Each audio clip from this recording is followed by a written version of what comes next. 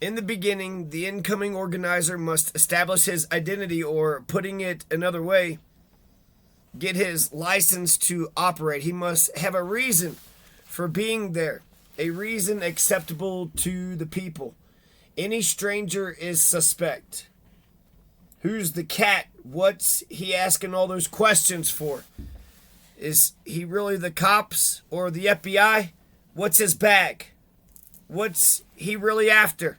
What's in it for him? Who's he working for? The answers to these questions must be acceptable in terms of the experience of the community. If the organizer begins with an affirmation of his love for the people, he promptly turns everyone off.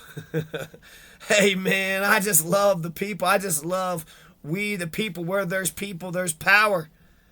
If, on the other hand, he begins with a denunciation of exploiting employers, shuns landlords, slum landlords, police shakedowns, gouging merchants, he is inside their experience and they accept him.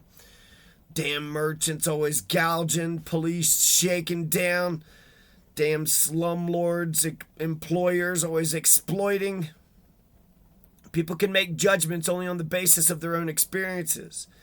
And the question in their minds is, if we were in the organizer's position, would we do what he is doing? And if so, why? Until they have an answer that is at least somewhat acceptable, they find it difficult to understand and accept the organizer. His acceptance as an organizer depends on his success in convincing key people and many others, first, that he is on their side, and second, that he has ideas and knows how to fight to change things. That he's not one of these guys doing his thing, that he's a winner. Otherwise, who needs him? All his presence means is that the census changes from 225,000 to 225,001. It's not enough to persuade them of your competence, talents, and courage. They must have faith in your ability and courage. They must believe in your capacity, not just to provide the opportunity for action, power, change, adventure, a piece of the drama of life, but to give a very definite promise, almost an assurance of victory. They must also have faith in your courage to fight the oppressive establishment, courage that they too will begin to get once they have the protective armor of a power organization, but don't have during the first lonely steps forward. Love and faith are not common companions. More commonly, power and fear consort with faith. The have-nots have a limited faith in the worth of their own judgments. They still look to the judgments of the haves. The job of the organizer is to maneuver and bait the establishment so that it will publicly attack him as a dangerous enemy.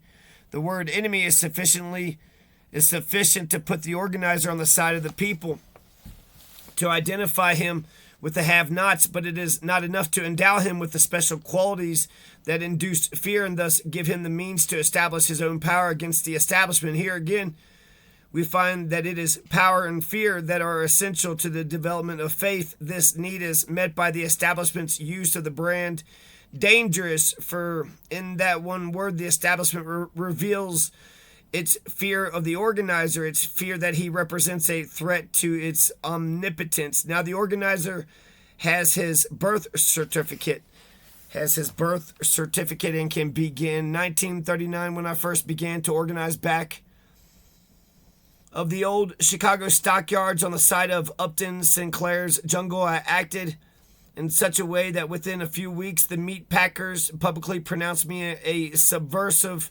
menace. The Chicago Tribune's adoption of me as a public enemy of law and order, a radical's radical, gave me a perennial and constantly renewable baptismal certificate in the city of Chicago.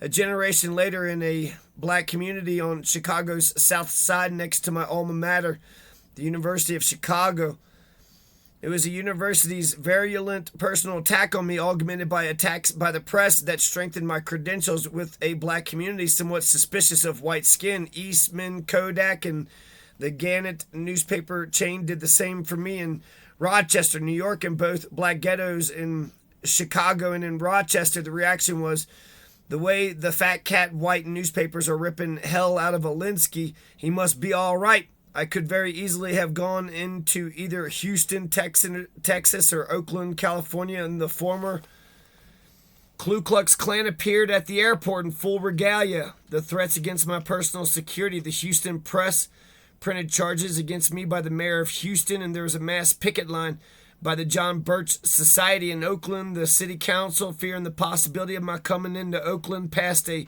widely publicized special resolution declaring me unwelcome in the city. In both cases, the black communities were treated to the spectacle of seeing the establishment react with unusually severe fear and hysteria.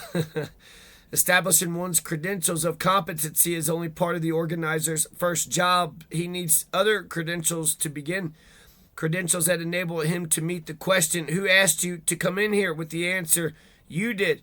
He must be invited by a significant sector of the local population, their churches, street organizations, social clubs, or other groups.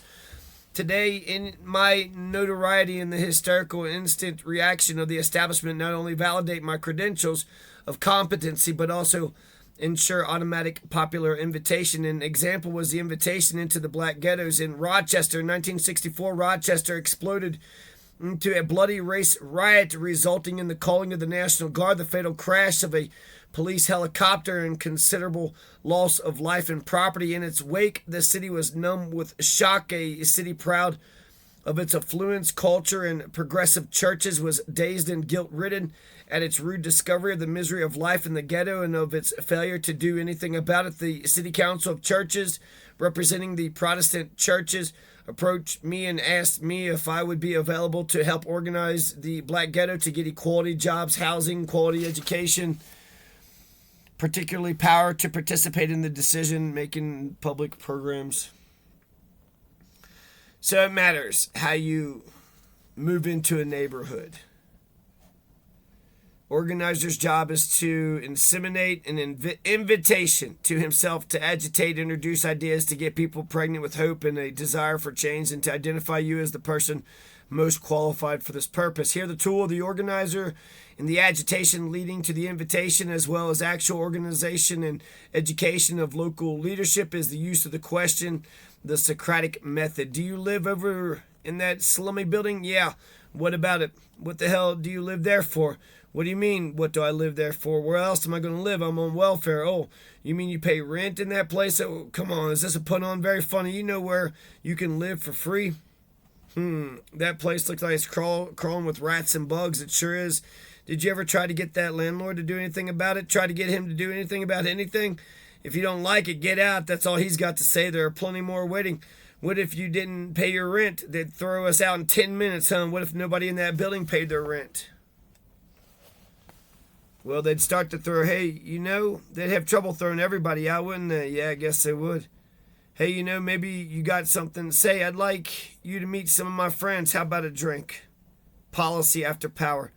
One of the great problems in the beginning of an organization is often that the people do not know what they want. Discovering this stirs up in the organizer that inner doubt shared by so many, whether the masses of people are competent to make decisions for a democratic society. It's the schizophrenia of a free society that we outwardly espouse faith in the people, but inwardly have strong doubts whether the people can be trusted. These reservations can destroy the effectiveness of the most creative and talented organizer.